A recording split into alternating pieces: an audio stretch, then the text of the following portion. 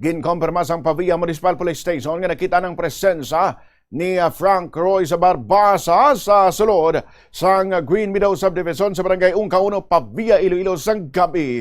Antes na sapwa ng sunog bangkay sa kilid sang pader sa amuman nga subdivision. Sandig ini sa closed circuit television o kon CCTV footages nga nalantaw na sang kapulisan apang ginahulat pang ma-extract. Sa interview sang bombo radyo kay Police Captain Richfield Presquito, hepe sang Pavia Municipal Police Station, yaring pila ka mga hitabo nga nagwa sa ilang investigasyon may kang tanan sa pagkadula ni Frank Royce.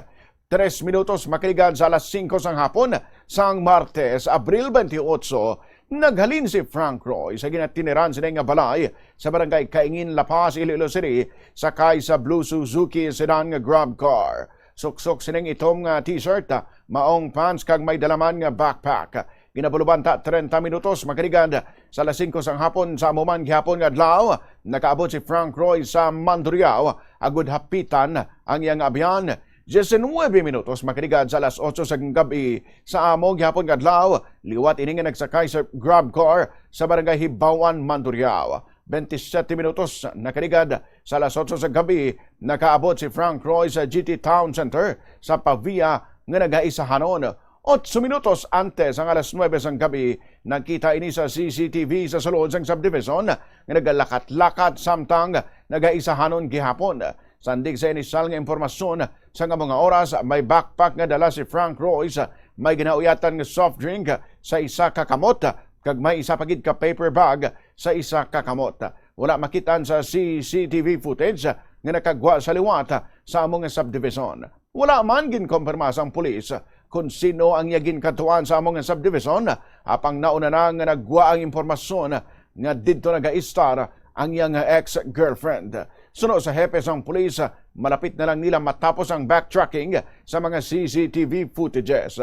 Wala pa natumod ang identity sang sunog nga bangkay nga nakitaan sa kilid sang pader sa mga subdivision sang alas 4 sang Miyerkules ang kagahon, Abril 29, apan nagagwa ang pangalan ni Frank Royce. Bangod nga iya ID ang nakitaan malapit sa area kung sa diin na diskubrihan ang bangkay. Tubtub subong hindi pa makontak sa iya pamilya si Frank Royce. Isa ini ka graduating nursing student sa isa ka universidad sa Iloilo City, tumandok sang kapis apang temporaryo nga nagatiner sa La Paz, Iloilo City. So, lapit na lang matapos ang backtracking ta sa iyang activity no sang time nga pagalin niya sa ilang balay hasta sang nakalabot diri siya sa mga subdivision. Nakita na siya sang nagalakad-lakad sa sulod subdivision 8:52 PM. So, siya lang isa. Very ginasa sa mga lead sa aton yung investigation. Ginatagpi-tagpi ta no ang iyang activities from pagalin niya sa ilang balay hasta sang nakalabot siya sa may subdivision.